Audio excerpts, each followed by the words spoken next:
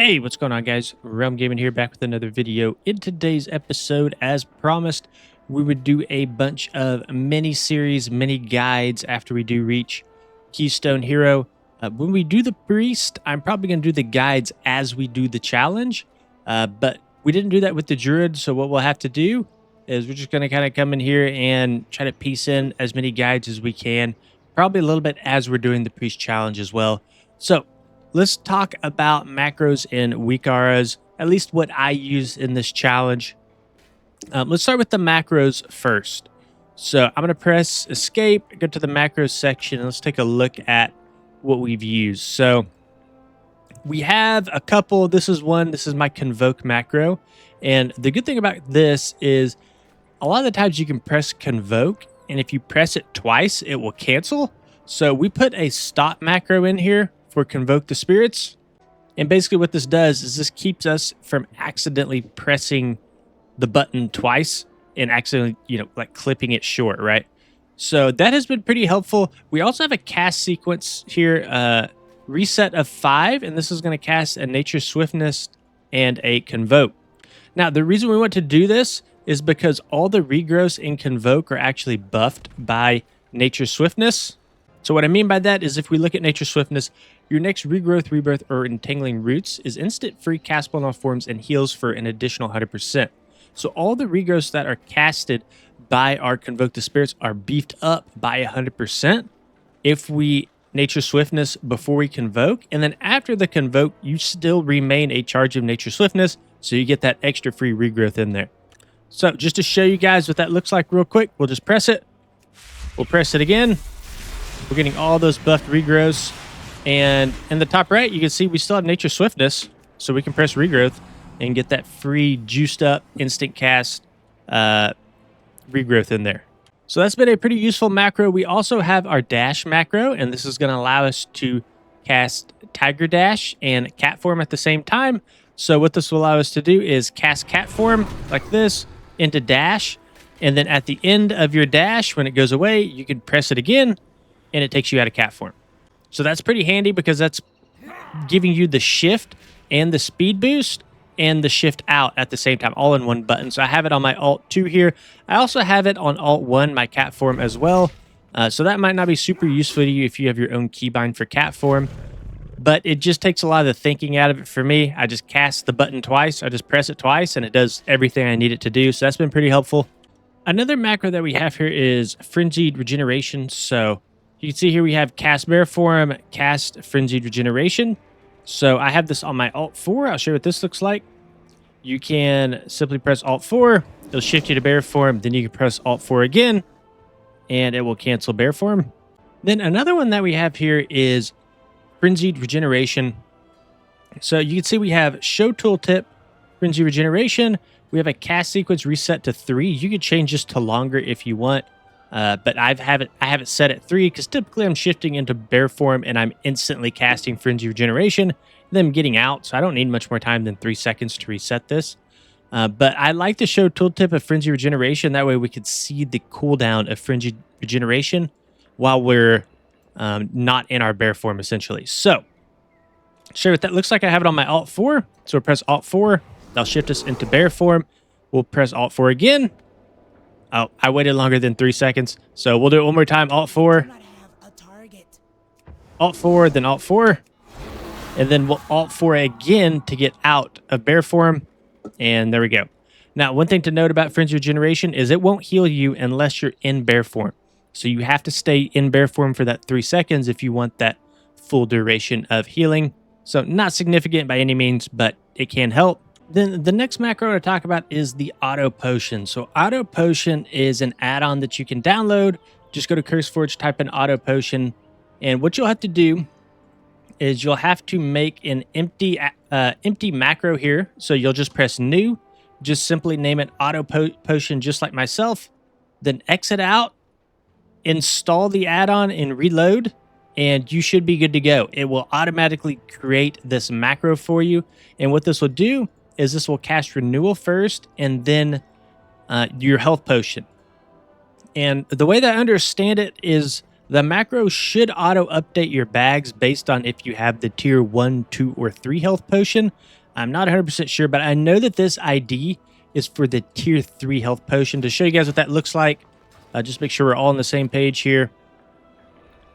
That is this potion. You can see the 3 little gold ticks by it. That means it's tier 3. So the tier 2 and the tier 1 have different item IDs. So that might be something to kind of look out for. And I know it will also auto-update if you pick up a health stone. So it'll do renewal, the item ID, and the health stone all in one. I can't remember if it puts the health stone before the healing potion or how it updates the macro exactly. But you could have like a one-button solution for everything. So yeah, that's something that's pretty helpful. It should help you guys out a little bit. I use it all the time. Super OP add-on. Again, it's called Auto Potion. Create an empty macro and just name it Auto Potion. And then if you already had the add-on installed, just simply reload. If not, then install and then reload. And it will automatically put this text in here for you. And I'll put a link in the description of the video of where you can download that from CurseForge. Up next, we have our Incap Roar. So this is going to be your AoE interrupt. Pretty strong spell. And just a way to quickly Incap Roar and get out of form. I have it on my Shift R. And you just simply press it. You do the roar. Then you press it again. And you're out. So very simple macro. Not too bad. All these other ones are old mouse over macros that we don't use anymore. Because mouse overs are built into the game. Let's see. We have... nothing else that's super good. Let's see. Renewal. No, that's an old... okay, we have Skull Bash. So Skull Bash is going to be our interrupt. That's going to be on our class tree on the left-hand side over here. And this is a pretty nice little macro. Let me show you guys how it works really quick. We fly down to a dummy. Where am I at? Here we go. Let's go over here. So here's a dummy. We'll just click on it. We'll press R. R again. And it will automatically dash to the target, interrupt, and then cancel form. So unfortunately, it is 2 button presses, but it's 2 in 1. So that's pretty nice. So just to show you one more time, it's on my R. We press R, R again, and it will automatically cancel form so we don't have to press the button a 3rd time. So to show you guys what this one looks like, just show tooltip Skull Bash. We'll cast Cat Form, cast Skull Bash, and then a quick cancel form the second we interrupt, which is pretty nice. Another macro that we have here is Stampeding Roar. So this is on a 1-minute cooldown. Use it all the time going in between pack to pack. And very similar to our Incap Roar. It's just going to shift us into bear form, cast the roar, and then you press it again, and it will take you out of form. So we'll press it, it casts the roar, we can press it again, and it shifts us out of bear form. Then another macro that I really like here is our Typhoon Vortex macro. So what this will do is it will put Ursol's Vortex on the ground, then you can Typhoon mobs, and then the Vortex will suck them all back in. This is really nice because a lot of the times, let's just use this square here for an example. Mobs will be inside of the square, but they won't be tightly packed. So what you can do is, I'll just put it on Shift 5 here, Ursol's Vortex right on top of it. Typhoon, the mobs will shoot out to the sides, and then the Vortex will suck them all back in into like a tiny fine point here, and it's actually a pretty good DPS increase. If for whatever reason you might have like a mob over here on the side, your allies' DPS spells aren't hitting it, that can kind of cluster everything up, and it can actually boost your group's DPS just a bit. And then not only that, it's an AoE stop as well, so you can get some free kicks out of it. So overall, just a really OP macro. And the way we have this set up is this will go wherever your cursor is. So Ursol's Vortex has that green circle where you have to place where you want it. This will take that completely out, and it will just simply insta-cast wherever your mouse cursor is, which is super nice. Another thing that's really nice about this macro is they both share a 1-minute cooldown. So you can pair them up together, and you can always rely on these two being off cooldown at the same time. Then I have one final macro I want to talk about here. This is going to be Heart of the Wild and Nature's Vigil. So a lot of builds aren't running Nature's Vigil. A lot of builds aren't running Heart of the Wild.